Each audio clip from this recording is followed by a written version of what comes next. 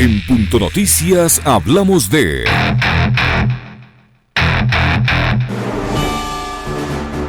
El proyecto de ley orgánica de seguridad integral y fortalecimiento en la fuerza pública que presentó el Ejecutivo el pasado martes 25 de enero de 2022 contiene 46 artículos y reforma 6 cuerpos legales vigentes.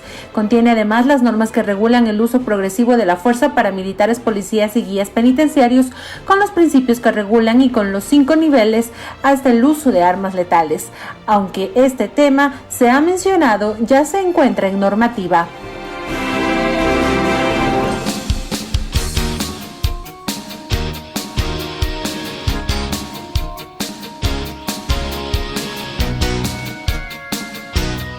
...95.3 FM y 94.5 FM en el noroccidente de Pichincha.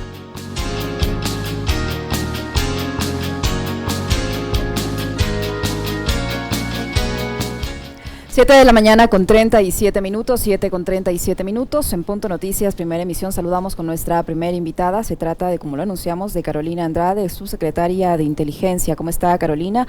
Buenos días, bienvenida. Le acompañamos a Alexis Moncayo, quien le habla, Licenia Espinel. Gracias por estar con nosotros en Punto Noticias de Radio Pichincha.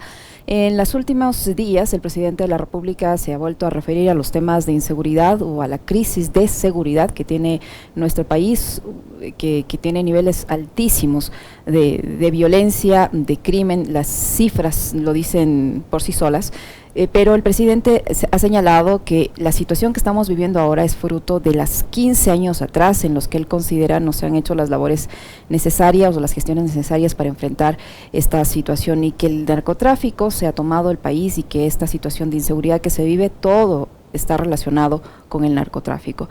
Usted es experta en materia de seguridad. ¿Cómo analizar estas expresiones del presidente de la República, que ha vuelto lamentablemente a caer en lo que hacía el expresidente Moreno, en responsabilizar al gobierno anterior de todos los problemas que se enfrentan actualmente? ¿Es así? Durante estos últimos 15 años no se hizo lo suficiente en materia de seguridad y son las consecuencias lo que vivimos hoy. Buenos días, bienvenida. Hola, buenos días, un gusto, Licenia, Alexis, saludarlos, un saludo a toda la audiencia. Creo que sí, lamentablemente seguimos repitiendo un discurso político que ha estado presente en los últimos ya casi 5 años. El presidente Guillermo Lasso está cerca de cumplir 8 meses en su gestión y no vemos un camino claro en cuanto a una política integral de seguridad para el país. Lo que él menciona es fácilmente refutable en cuestión de datos. Sabemos que en el 2017 el Ecuador llegó a niveles en uno de los indicadores que más referencia se utiliza a nivel de América Latina, que es la tasa de homicidios. El indicador del Ecuador llegó a ser uno de los más bajos en toda América Latina. En este momento, Ecuador es un lugar mucho más violento que el propio Haití. Uno de los, mejor dicho, el país más pobre del hemisferio occidental. Y no lo dice el Ecuador, no lo dice un gobierno en específico, lo dicen los indicadores que son utilizados a nivel regional para generar comparaciones y un monitoreo de cuál es el nivel de violencias. Hemos visto también cómo países como Canadá y Estados Unidos han generado alertas en contra de sus ciudadanos, de los turistas, para que vengan a nuestro país. Entonces, realmente ese discurso lo que hace es un daño tanto a las instituciones que están a cargo de hacer ese trabajo, policía, Fuerzas Armadas, desde una visión específica del sector seguridad, y también le hace un daño a los ciudadanos que esperan una respuesta clara con prioridades, pero sobre todo con presupuesto, porque de nada nos sirve que haya una rueda de prensa, que hayan anuncios, pero al final eso no venga acompañado de un presupuesto que permita ejecutar esto. Otro de los temas que vemos es que la visión del presidente es una visión totalmente errónea, porque propone un proyecto de ley que en este momento no es una prioridad. Propone además crear un espacio de política criminal, entonces se aleja de la visión de una política de seguridad integral, propone una política criminal. Aparte de eso, mira eso como un problema solamente de aumentar efectivos de la policía en las calles, lo cual es completamente erróneo. Con eso no vamos a llegar a ningún lado y simplemente se trata de medidas parches. Claro que en el cortísimo plazo ayudan a reforzar el eje de la prevención, que es importante que también se lo tome dentro de una visión integral. Pero ¿qué pasa con el Ministerio de Inclusión Económica y Social? ¿Qué pasa con el Ministerio de Deporte? ¿Qué pasa con el Ministerio de Salud? Son otros órganos que tienen que estar ahí y ser parte de ese plan o esa estrategia de seguridad integral para poder de manera proactiva y no reactiva, como está sucediendo hasta este momento, tomar acciones. ¿Cómo está, Carolina? Qué gusto saludarle. Buenos días. A ver, digamos, sigue el mismo libreto del presidente, eso de culpar, ahora va a los 14, 15 años, ¿no? Atrás, que dice que ahí es donde se generaron todos estos problemas. Pero me parece que ahí lo que demuestra el presidente es que no tiene un diagnóstico técnico, es decir, no tiene personas que están lo suficientemente preparadas para asumir este reto que es el manejo de la seguridad. Y creo que el caso, bueno, hay dos casos que son paradigmáticos en este gobierno. Uno es el de la ministra, la doctora Alexandra Vela, que podrá, digamos, tener mucha experiencia en el manejo político, fue diputada, fue parte del gobierno de Maguad, sabe mucho del manejo político, ok, pero ella lo ha dicho, yo de seguridad no sé nada, pero ella está al frente del Ministerio de Gobierno y maneja la policía. Y otro caso, igualmente paradigmático, es el del gobernador del Guayas, del señor Arosemena, que, digamos, durante largo tiempo fue uno de los que reclamó sobre el supuesto tamaño obeso del Estado, y ahora en las últimas declaraciones ha dicho, caray, nos faltan 4.000 policías. Entonces, vemos que hay declaraciones que son contradictorias, pero yo sobre todo veo eso, Carolina, es la falta de diagnósticos técnicos. Entonces, veo que no se están ocupando de un tema tan grave, tan delicado, eh, estudiándolo. Y tienen a políticos manejando la seguridad. Quizás por ahí también parten los errores de las decisiones, malas decisiones que ha adoptado el gobierno y el presidente Lasso. Creo que sí, parte del problema que observamos es que no se tiene un diagnóstico claro, pero sobre todo integral.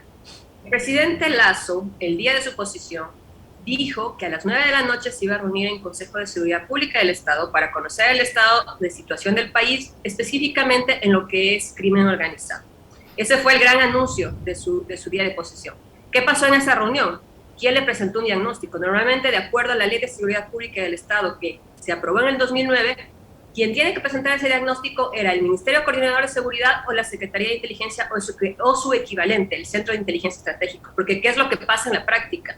Todos los organismos quieren su protagonismo, su momento de protagonismo frente al presidente de la República, y al final lo que pasa es que se tienen 5 diagnósticos diferentes, uno militar, uno policial, uno desde otros órganos de seguridad, etcétera. Entonces no tenemos un espacio que articule, integre y que pueda presentar un informe de nivel político estratégico para toma de decisiones, con recomendaciones a nivel de Estado e intersectoriales. Entonces, ese es uno de los temas que vemos. Otro de los temas que vemos es que no hay un liderazgo en las instituciones y en los órganos en los diferentes niveles, incluyendo las gobernaciones, un liderazgo que pueda respaldar tanto el trabajo que está haciendo Policía y Fuerzas Armadas, pero también que tenga esa visión de integrar otras instituciones y que no solamente lo vea como un tema militar y policial. Y eso es un gran problema, y usted lo ha mencionado bien.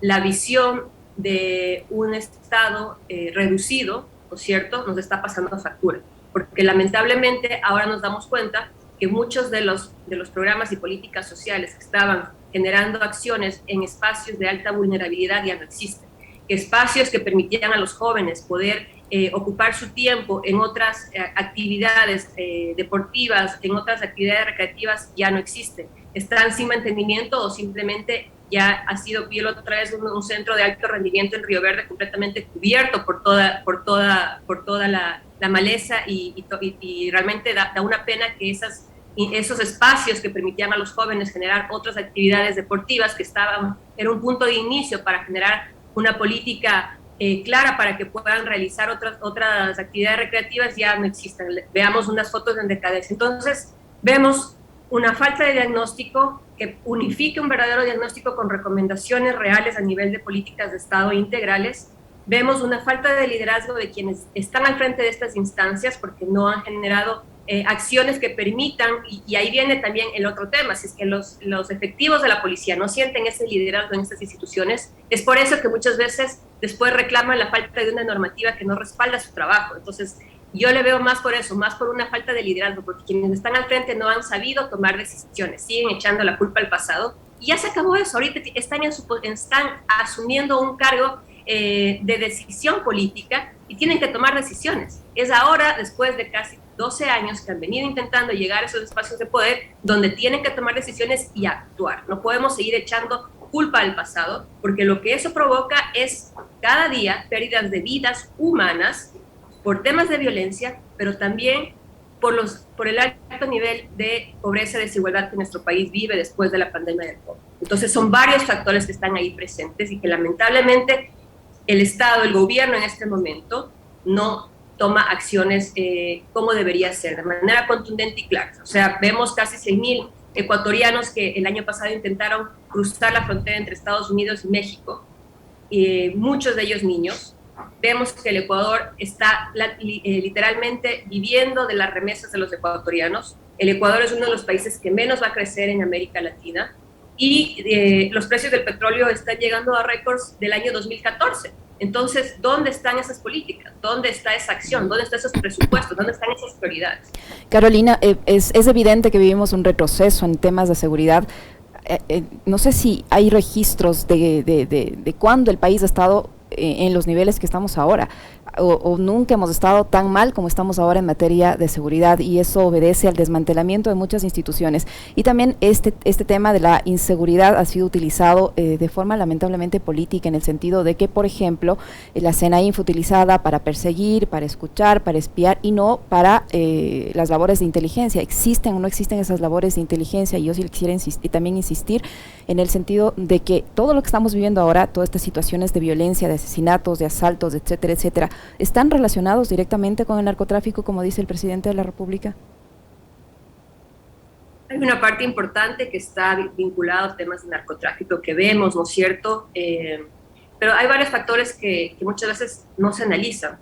Uno de ellos es que hasta 2017 Colombia aumentó en más de 250% sus cultivos ilícitos de coca. Quiere decir que tenemos una mayor oferta del tráfico de cocaína que está circulando por nuestro país. No podemos entonces decir, y el gobierno lo presenta como un logro, que las incautaciones significan algo bueno, positivo que está sucediendo. Es un indicador, pero en el contexto de que tenemos un aumento de más del 250% de cultivos, eso no se puede considerar un logro. Después tenemos la firma de los acuerdos de paz en Colombia. Lamentablemente el Ecuador no ha hecho un seguimiento de cuál ha sido el nivel de implementación de esos acuerdos de paz por parte del gobierno colombiano, principalmente en los ejes sociales, ¿no es cierto?, que estaban dentro del acuerdo. Sabemos que eso era un tema fundamental porque el Ecuador iba a tener efectos de todas las disidencias de las FARC que estaban ahí presentes y que podían generar un aumento de niveles de violencia en el país. De los datos que yo he revisado, los niveles actuales de violencia que vive el Ecuador es solamente comparable con los años 90, con el año 96 más o menos, que tenemos casi en la misma tasa de homicidios, que es, como mencioné, uno de los indicadores. El 2021 fue el año más violento de los últimos casi 10 años, quiere decir que más o menos es comparable con 2011. Entonces, y eso representa casi un aumento del 240, 230% de lo que eran los niveles de violencia en el 2017. Entonces, ahí tenemos algunos datos para hacer una referencia alrededor de y un tercio se encuentra concentrado en la ciudad de Guayaquil. Entonces, entendemos eso, sabemos que hay dentro de esto que tiene muchos niveles y es completamente multidimensional. Está el tema de las organizaciones criminales, del crimen organizado, pero también hay un componente que estamos viendo, aumento de robo a personas, aumento de autos, aumento de motos, que son otros de los indicadores que la policía dentro de su cuadro de mano integral tiene y va midiendo para mirar dónde tiene que reforzar sus actividades a nivel operativo. Pero también vemos un aumento de la violencia al momento de hacer ese tipo de, entre comillas, la denominada delincuencia común. Entonces, no es solamente un tema a nivel de organizaciones criminales, para eso la policía tiene su experticia, su conocimiento, y ahí paso al tema del sistema de inteligencia. Mucho se critica justamente del sistema de inteligencia, pero recordemos que en el 2009 se inaugura un sistema de inteligencia que incorpora por primera vez a los civiles a trabajar de la mano con militares y policías. El sistema de inteligencia no trabajó solamente aislado en un espacio político ideológico, como muchos de los actores que luego, como el afán de tener espacios de protagonismo a nivel político en diferentes medios, lo mencionan. En el 2009, cuando la reforma se plantea después de 45 años, casi 45 años de haber estado funcionando bajo el mismo esquema que se inauguró en la Junta Militar, en la época de la dictadura. Solamente existieron 2 o 3 pequeñas reformas en el 76 y en el 79, un día antes de que el presidente Roldós asuma el poder, de la Ley de Seguridad Nacional. Y esa Ley de Seguridad Nacional no se cambió sino hasta 2009. Entonces se inaugura ese espacio integrando a policías militares, pero eso no se inaugura desde una posición ideológica. Ahí participaron expertos de inteligencia, de seguridad, miembros de Fuerzas Armadas y Policía, que después esos mismos oficiales que ayudaron a pensar y a plantear esta nueva reforma institucional, formaron parte de diferentes instancias del sistema de inteligencia, de la Secretaría de Inteligencia, y que trabajaron como coordinadores y directores. Entonces, no podemos hablar de que esto fue una construcción político-ideológica cuando integró capacidades militares y policiales dentro de un mismo organismo, donde hubiera sido impensable que otros actores actúen como que nada sucediera cuando se estaba trabajando en una reforma, integrando capacidades, una nueva normativa, un nuevo marco institucional, una agenda de inteligencia alineado al plan de seguridad integral, y aparte de eso un plan nacional de inteligencia aprobado con un comité nacional de inteligencia con representantes de inteligencia militar, policial, con sus directores, ¿no? Entonces esto respondía a una organización interna para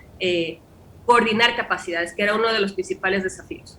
Ahora, hay dos hechos en la historia de este país que yo quisiera que usted los ate para ir también ampliando el análisis sobre la realidad que vive hoy el país con respecto a la inseguridad y lo que ha pasado durante los últimos años. Uno es que hay una corriente mediática, política, ideológica que ha dicho, todo esto empieza cuando el gobierno de Correa decide no renovar el acuerdo para mantener el FOL en Manta, ¿no? Y se va a la base de Manta. Entonces ahí entregamos el territorio nacional a las bandas de crimen organizado, el narcotráfico y tales, ¿no?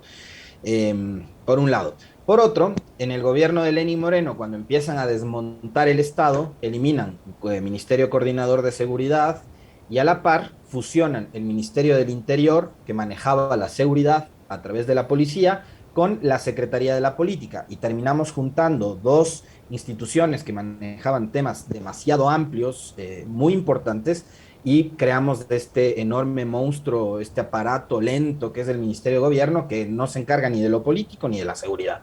Entonces, ¿qué es lo que pasa, digamos, con el relato este de que a partir de la salida de la base de Manta empiezan los problemas de inseguridad en el país? Y también quisiera su diagnóstico a partir de la eliminación de instituciones propias, ¿no? El Ministerio Coordinador de Seguridad y la fusión de estas dos instituciones. ¿Cuánto daño le hizo eso al Ecuador, a la institucionalidad y a la seguridad sobre todo? Bueno, empecemos por el tema de la presencia de la base de Manta. Justo revisaba unos datos del 2000 al 2009, se incautaron, usando el indicador de incautaciones, que no es el más adecuado, pero se incautaron cerca de 268 toneladas métricas, del 2000 al 2009. Del 2010 al 2016, 332, un aumento de 23%. Entonces, no es un indicador decir que la presencia de la base de Manta generó un aumento o disminución en cuanto a temas de incautación, y mucho más cuando después en el 2016 el propio gobierno de Estados Unidos, a través del Departamento de Justicia, mencionó una condecoración al Ministerio del Interior en ese momento del Ecuador sobre sus acciones antinarcóticos en el país. Entonces, ahí un poco se contradice justamente con el discurso, la narrativa de estos mismos actores que reclaman y dicen que se eliminó una cooperación internacional, que estábamos aislados, etcétera, con una posición ideológica en los temas de seguridad, y no se remiten a los datos y a los hechos que evidencian completamente lo contrario. Ahora, en cuanto al tema de institucionalidad, claramente esas acciones, aunque puedan parecer menores, no son menores, porque son parte de una visión de cómo el Estado está preparado en cuanto a sus capacidades y a sus métodos de trabajo. Entonces, sí, al haber eliminado el Ministerio Coordinador de Seguridad, ¿cuál era el rol del Ministerio Coordinador de Seguridad?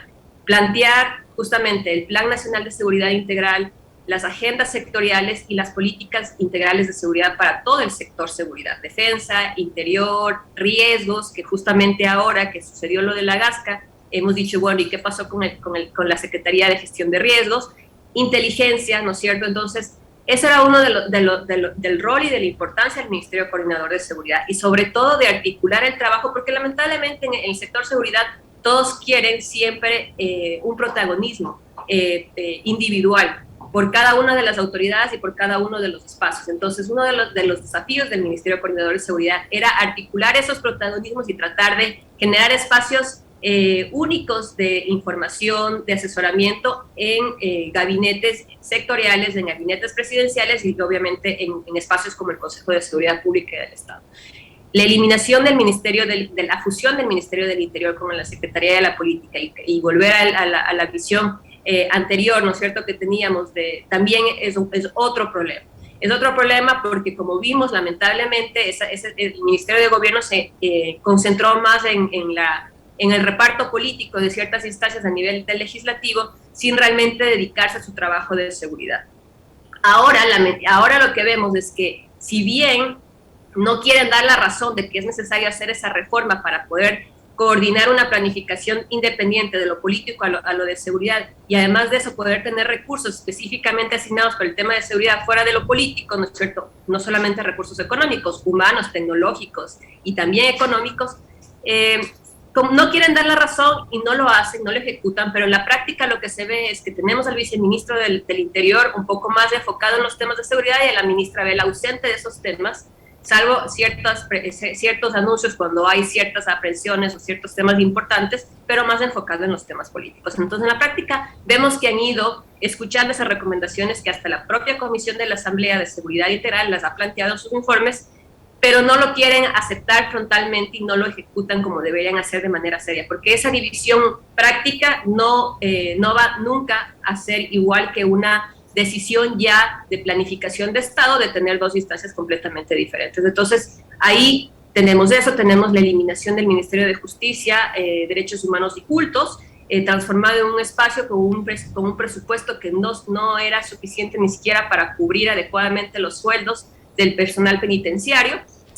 Como consecuencia de eso se debilitaron las capacidades humanas, tecnológicas, no se dio mantenimiento a los sistemas de los cuales administraba el Ministerio de Justicia en la política de rehabilitación social. Entonces, ahí vemos varios elementos y ahí también ingresa el tema del sistema de inteligencia.